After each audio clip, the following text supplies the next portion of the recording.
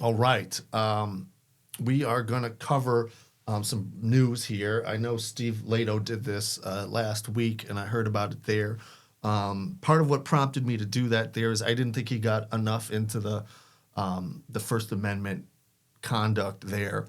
And I think that there is a lot to be said here. But the first, on the First Amendment issue, the first thing in the headline that I want to say is I want to congratulate the school district for actually responding by terminating a superintendent of their school district for cause. And that, I think, is more than anything the highlight of what's there. You would ordinarily think that it would be the fact that the high school softball players sued successfully and settled with the school district for $27 million. 93-page lawsuit. That's a big boy there. Let's see if it's got it in there. Superior Court, County of San Diego. Very interesting. They have more faith in their local courts, I think, than we do. I generally would not sue a sorry guys. Got to see the firsthand sources. I generally hate to criticize a 98-page complaint or anybody's complaint, especially when they seem like they're doing good work. Filed at 11/27, and the superintendent's out 6. That's pretty good lawyering. Redden, Riddell, and Cresap. All right. Jane Doe. That's awesome. So we don't know who. That's awesome. Poway Unified School District, Del Norte High School. Very interesting. How the school district and the high school are two different entities.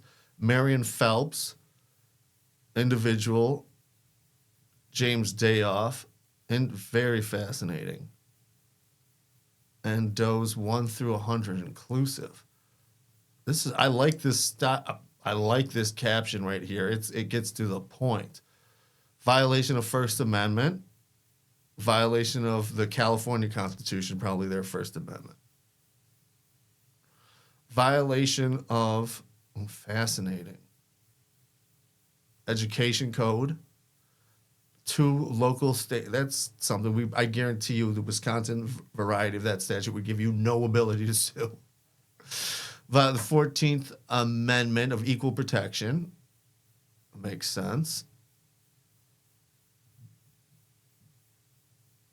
Probably due process. They are Article 9 of the California Constitution. I don't know what that means. All of those 42 USC's 1983 means they're being brought in on a 1983 action.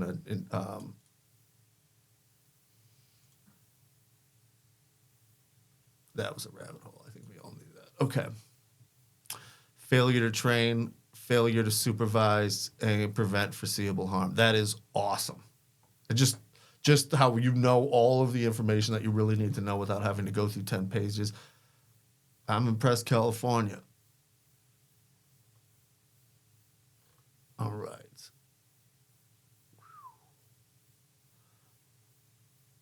John Doe is the plaintiff's father. Very interesting. John Doe and Jane Doe identities will be disclosed to defendants simultaneously in service on the complaint, but on a separate document that should not be made a part of the public file. Very interesting. All right. Official capacity.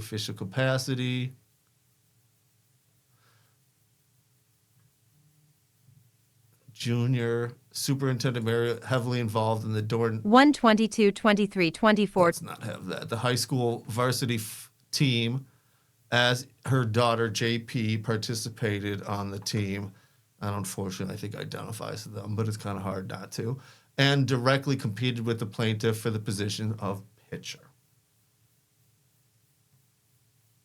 That'd do it. Boy, do we have a lot of this in, usually it's members of the school board having problems with the regular peeps in school districts here. But this one, That'd do it. Superintendent Phelps constructed a narrative falsely suggesting plaintiff bullied her daughter, repeatedly exhibit inappropriate interactions with the plaintiff and other students. These behaviors exhibited encompass gaslighting, retaliation, harassment, threats, bullying, intimidation, all aimed at inflicting emotional distress on plaintiff. The only thing I really want to add to that, I think it's very general. These are notice pleadings. I just feel the term gaslighting is not quite there that we can use in an official pleading there. That, in other words, I don't think it's a word yet that can be used without some kind of ancillary definition. I think we're getting there, but I don't think we all know what that means.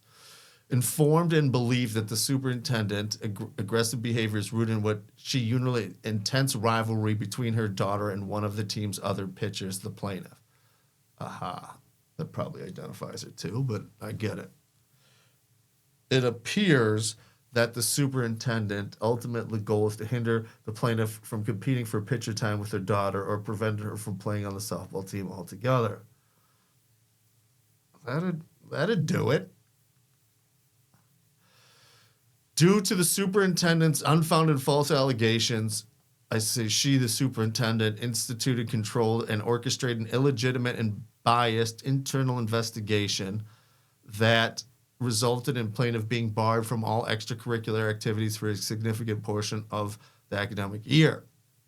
This effectively excluded plaintiff from the potential to participate on the Del Norte High School softball team during the civil year, as well as exclusion from athletic events, yada, yada, yada. Okay, here's, I think, the key thing that we need to keep in mind. There may be other rights that gird that, but the right to be a pitcher, I don't want to put that. It's an exercise of one's free speech rights to go out for the position of pitcher. That's my contention there. Or to not go out for the position of pitcher. I believe, I'm just going to guess, that based on other rules that they have there, that it's also against the California Code to discriminate on those bases, to prevent somebody from doing that. I don't know. So far, I haven't seen any race be an issue here. Superintendent Phelps drafted or directed and participating in the content of the other means corrected. Oh, my God. Defendant James Dayhoff sent an email to plaintiff's parents containing a document and leaded other means of correction contract, alternative to removal from extracurricular activities. We are informed that believe that the superintendent drafted and participated in the drafting. The parents were threatened that if they did not sign the document within 16 hours and 13 minutes, plaintiff might be deemed ineligible for extracurricular activities. The OMC mandated signatures for both the plaintiff and her parents, requiring them to admit to and acknowledge acts she did not commit. This version of the OMCC was one that was slightly revised from an earlier version presented on the 3rd of July by Del Norte High School. Principal Ty Eveleth. Okay, that you would expect that the principal is acting under directions of the superintendent. Aha! The OMCC violates the legal and constitutional the rights of her plaintiff and her parents. It attempts to preemptively restrict plaintiff's right to free speech and attempts to force both plaintiff and her parents into a specific narrative, infringing on the doctrine against compelled speech. I would like to know more about this doctrine against compelled speech. Furthermore, it hinders the plaintiff's lawful right to public participation. Agree there. You do not have to put this, let's put it another way. In fact and notice pleading, all that you need to put in there are sufficient facts that would allege sufficient to allege a claim, okay? You do not need to put conclusions of law, for example, which these are. It attempts to preemptively restrict plaintiff's rights to free speech, okay? That's not a fact. That's not a sentence about a fact of what happened. The fact of what happened is that they made them, this paragraph up here, this part up here, where it says that she drafted it, that they were threatened to not sign it, that it contained things that were not true. Okay? This thing here says it attempts to preemptively restrict the plaintiff's right to free speech. That's something for a judge and jury to decide. Does that make sense? Okay.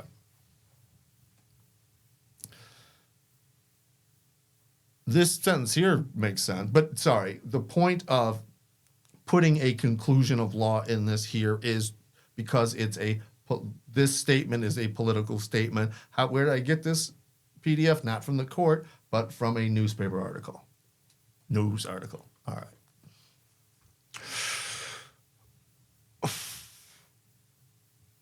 All right. So then the attorneys got involved.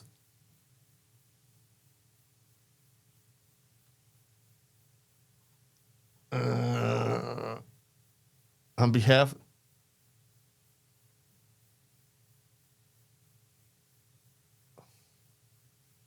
Here's what I don't like about these paragraphs here, and I'm sorry. I know this is on the fly. I generally would not discuss anything in terms of just even mentioning the fact that there's an attorney doing that. So plaintiff's attorney sent emails to them, and I get that the concept here is that if it's coming from an attorney, it's more powerful.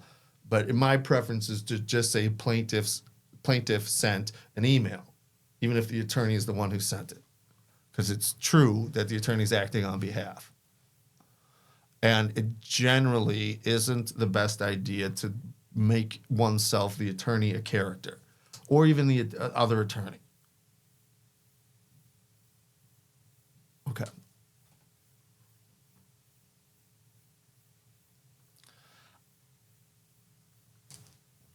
One thing I don't like about this too, I don't want to use this language. One thing that I could probably improve about this is I just feel like this is, I feel like this could be removed entirely. I don't think it's helpful. And it's sort of saying that they were jerks. I think we get that.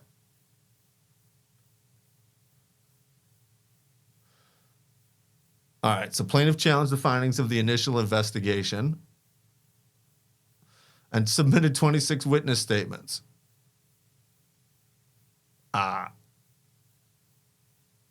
And it sent it to the Unified School District and its trustees. We would call them school board members. So you can see why the school board kind of has a hard time now showing here as the news is that they fired her, but it seems like they were up to their necks in this from the get-go, which is, around August of last year.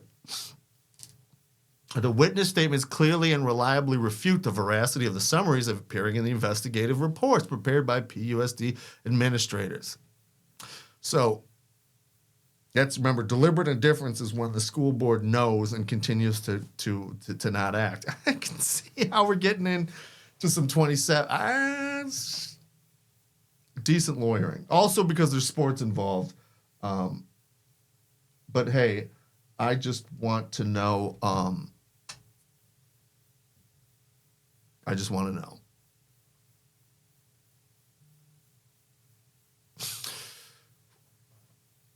I like that here. It was crucial that an independent third-party investigator who was free from any potential influence, intimidation, or guidance from the superintendent or anyone else aligned with her under the sphere of influence pressure be assigned to conduct the investigation. Defendants ignored plaintiff's request for this due process and procedural. I think it's too much, but hey. Well, this is significant. Plaintiff was not allowed to participate in the extracurricular activities from July 3rd to September 15th when she eventually signed the OMC against duress and against her free will. Now, that's a harm. Not to belittle having your free speech infringed, but not being able to play extracurricular activities when, that's a big deal. Look, I don't know if how good this high school is or not, but there could be college, on the line here for these people. So she was not allowed in any school events, including but not limited to football games, field hockey games, school-sponsored club events such as Best Buddies, Students Transforming Through Christ. Whoa. That's kind of shocking to me, that the school would have such a group as Students Transforming Through Christ. Do they have that in your area? Wow.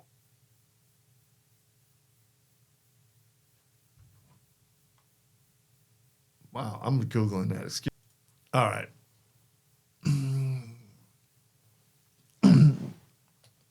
I'm going to highlight this here literally because I want you to see this sentence here.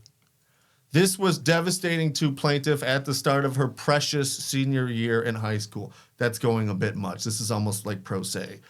No student should ever be forced to suffer in this way at the hands of administrator or teacher. What plaintiff has gone through is unimaginable. So, first of all, it's totally imaginable because we're imagining it right now. Second of all, that's true, but that statement there is my question. My point to you is: this convincing you, or did you need more of that? Did you need that explanation? That's what I'm asking you. If the feeling is no, then I'd advise you to take that out if you're writing a sentence like that. All right.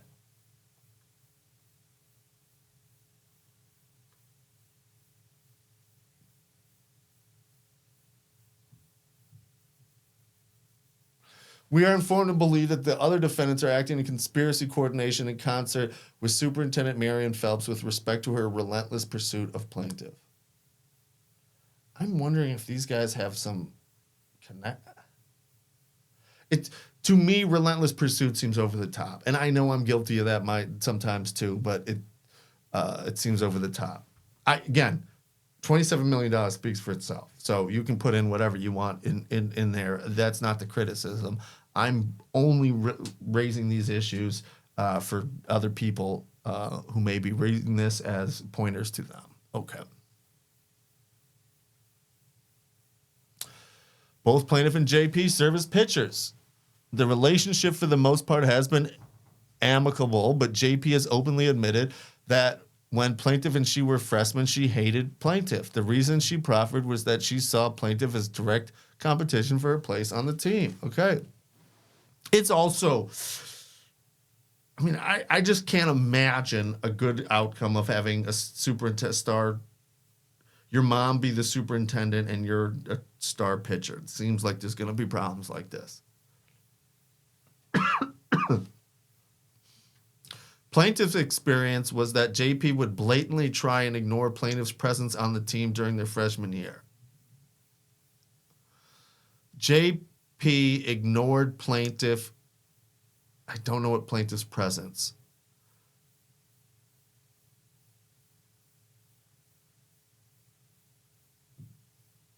Okay.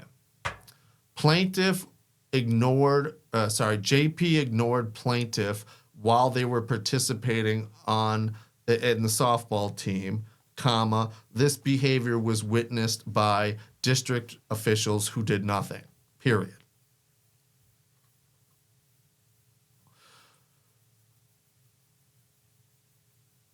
Okay, I think this is a straightforward accusation. Superintendent Phelps undertook a role of intimidating, bullying, threatening, and harassing plaintiff, aiming to eliminate plaintiff as a rival for the sought-after position in the circle.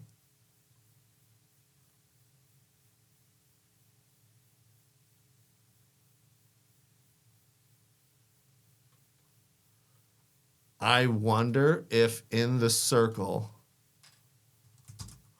is a softball thing or what?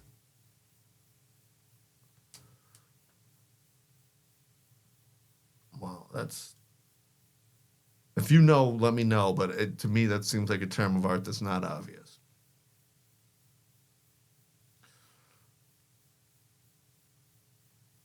All right, there's a softball banquet. Holy cow. How many pages is this now? All right, JP was awarded the most valuable player for the Del Norte High School varsity softball team. Not that anyone was required to do so. There was resounding support from those in attendance who cheered or clapped for JP as she reserved her award. I just don't know what this that she was in that part. I'm not sure that adds anything. I think it's absolutely true. I just don't know that it adds anything. Other players received applause and cheers while they accepted other awards. Makes sense.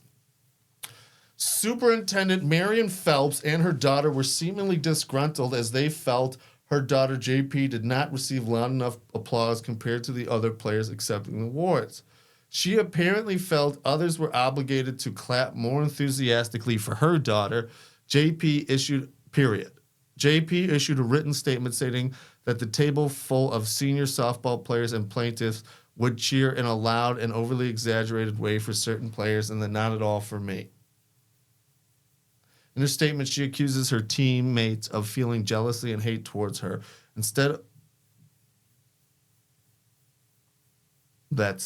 That's over the top.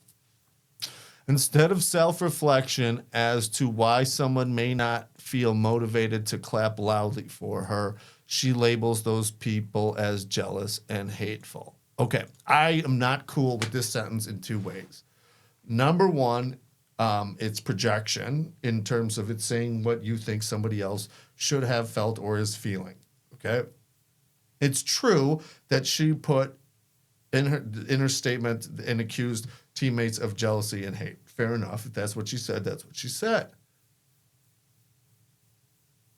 But this is doing the same thing to them as you're accusing them of doing to you, which is not being self-reflective enough.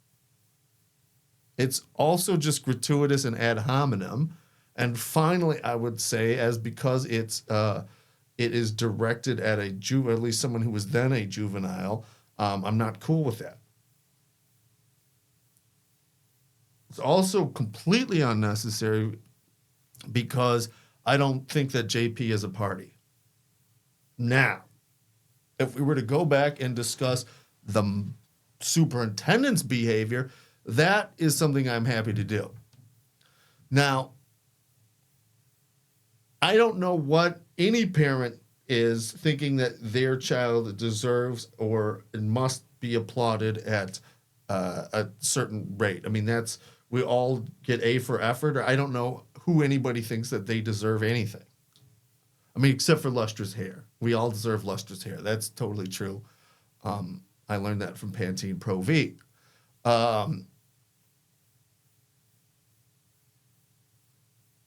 But it's shocking there. I mean, if you're ever in a position as a parent to think that your child deserves more or didn't get enough, or there's plenty of bullying in this world. But to assume that and to interfere, especially at the senior level, is not a healthy environment for growth, in my opinion. And I think that more than anything else here, besides the legal, and of course it goes too far because this person started acting under color of law. This parent starts acting under color of law. But I think here we identify what the whole problem is that there's a sense of both entitlement from Marion Phelps and her daughter. And that, second of all, she's using her. I'm not even that great with. Children need advocates, and I'm all for advocating on behalf of your students. This is interference, which is categorically different. And I think that parents interfering on behalf of their children is a big mistake for both the child and the parent and the school district. But here it's even worse because this parent is a boss. If you'll hold on one sec. All right. Patches is in the building.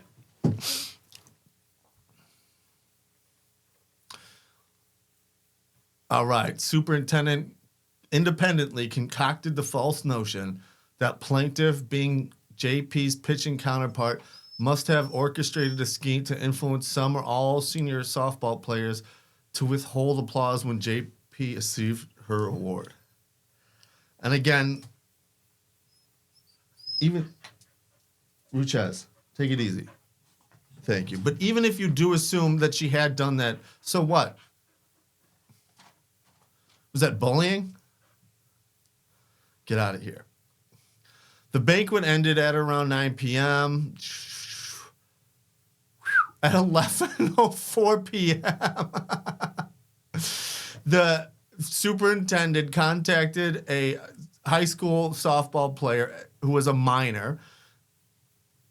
The superintendent did not obtain permission from the parents that she was contacting the daughter intended to interrogate her. First text message MA and then called her. Attached are 2 incorrect copies of screenshots of messages and call logs with Superintendent, come here, Marion Phelps and MA, Exhibit 3. Well, let's check it out.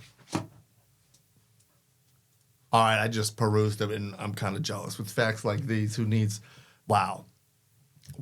All right. This parent / administrator should have been fired immediately upon receiving this. Immediately. 11:04. Are you awake? Hi. Yes, I am. Can you talk for a few minutes? I want to ask you something. Yeah, sure. What's up? Can I call you now? Yes. They got her phone. Public records are fantastic, aren't they? Hello, Dr. Phelps. Yes, I did. When I talked to the seniors, they all agreed upon the fact that they felt like they didn't cheer for any less than they cheered for everyone else. There were people that definitely had more energy when their parts were up, but it wasn't because they wanted to bring down others by doing so. None of them were trying to make her feel bad or do anything intentional to hurt her, and they were all apologetic of the fact that she felt like her team wasn't supporting her. Apparently, she made that clear at the time. We were all excited for and knew she deserved that award and didn't mean for any of this to lead to so much negativity. Excuse me. I haven't seen her in some time, and she's understandably excited, but still. Rignity and Rozier. Rignity and Rozier, my dear fellow. If she wants them to apologize or talk to her, then they will. They also all agreed that the season is over and we are graduating at the end of this week, so we all just want to clear things up and move on to the next chapter for us individually. So not only does the superintendent keep this other person out from all sports at the beginning of the year, but then now everything's done and she's launching an investigation.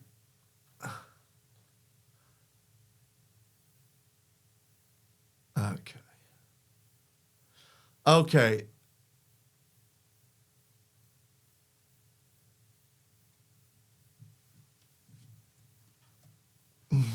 Wow. Okay, thanks for your feedback and follow-up. Unfortunately, it greatly differs from what you share with me that same evening.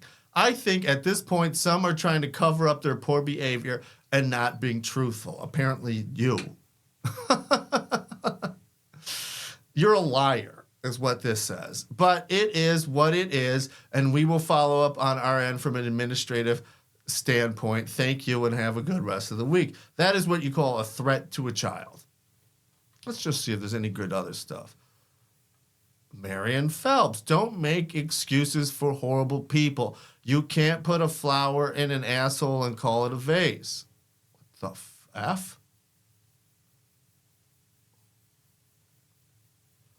Blowing out someone's candle doesn't make yours shine any brighter.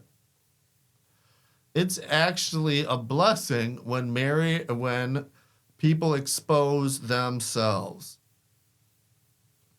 Insecure people put others down to raise themselves up. Whoa. Wow. Never question who God removes from your life. He heard the conversations when you weren't around. What the heck? Never regret being a good person to the wrong people. Your behavior says everything about you, and theirs says enough about them. If this was sent to a pupil, there is jealousy is a form of hatred built upon insecurity. Haters don't really hate you. They hate themselves because you're a reflection of what they wish to be.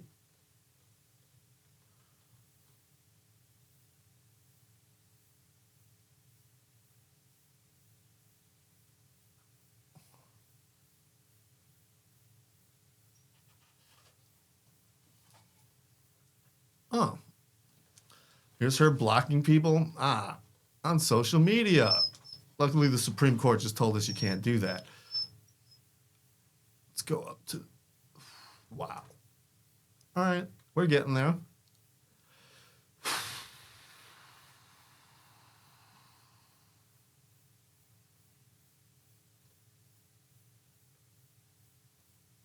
All right, employed intimidating and manipulative strategies to extract information clearly aimed to bolster her unfounded conspiracy narrative. That's really strange. Shifted to using disparaging and derogatory language at plaintiff. She expressed a belief that plaintiff did not deserve to be defensive player of the year. What is going on here? Stated she would use her power to prevent plaintiff from becoming a co-captain of the team alongside JP. She emphasized JP's qualifications for captain and mentioned 30 to 4 college are recruiting her, while suggested that plaintiff doesn't have anyone recruiting her, and if she was asked, plaintiff could not name one school. That's told you. That's exactly what this is all about. Superintendent Marion Phelps made admission against her own interest. That's a legal conclusion, but okay. Regarding a previous complaint against JP for harassing and bullying another softball player. Told MA that she asserted her influence to have JP's name removed from a complaint by GB, and JP and another student were bullying her. Wow. Wow. Conveyed a threat to have plaintiff transferred to another school for her senior year, and that regardless of where plaintiff attended school for the academic year, Phelps would ensure that plaintiff had a lonely year. Men made threats aimed at the entire softball team that either they admit that they orchestrated a conspiracy, did not clap for JP, or the superintendent would ensure that none of the senior softball players were to walk at graduation. We are informed by MA and believe that out of fear of the superintendent threats during the call, MA placated her bizarre accusations until she was finally able to get off the phone with her. MA did not admit or even state that a conspiracy not to clap for JP ever existed. MA or her parents never consented nor agreed to give her a number, obtained it from an unknown third party, and on prior occasions unilaterally began socializing without her parents' permission in violation of multiple laws and employee policy. Probably get it from the district. You need to stop, please. I know, but you can visit with everybody else later. We are informed by MA and believe that she was intimidated, shocked, and scared by Superintendent Marion Phelps. Wow. Subsequent actions, which we'll go through this, interrogated and intimidated MA during the call, engaged in the following discussion. Persisted and pursued her false conspiracy narrative, repeatedly probing her about the reasons for plaintiff's purported animosity towards JP and her alleged orchestration with the seniors to withhold applause for JP during her award recognition at the banquet. Leveraging her position of influence over plaintiff and acting under color of law, Superintendent Marion Phelps employed more subtle strategies to exact information. She framed the conversation as a casual mom-to-mom chat. Wow. Okay, so she starts talking to the mom. I got it. Here we go. From May 31st to June 10th, Marion Phelps began posting cryptic messages online. Okay, don't use the word began here. I'm learning this myself, and I get that out of there. Why don't we like began here? Because you've got it set up from May 31st to June 1st she began. Well, it sounds like probably on May 31st she began and then continued to June 1st. So if we just said she posted cryptic messages, I think we're ahead. Wow. Okay. So those were her Instagram posts.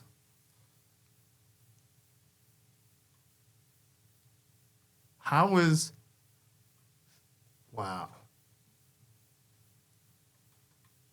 All right. I think we should stop it there, but I'm already convinced that this is shocking behavior. Now, one last thing I want to just distinguish here.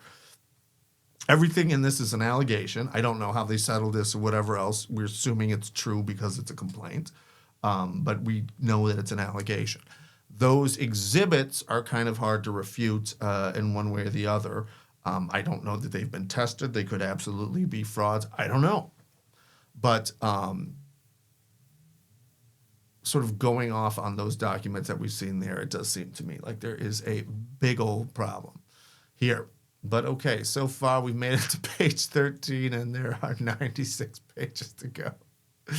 All right, so this is a Jane Doe versus the Poway Unified School District. All right? Excuse me. Talk about the rabbit hole. You never know what you're going to find. But thanks for sticking with us. We will keep you informed, especially on superintendents who use their parents, I guess, who use their superintendent authorities to interfere on behalf of their pupils, as alleged. Take care.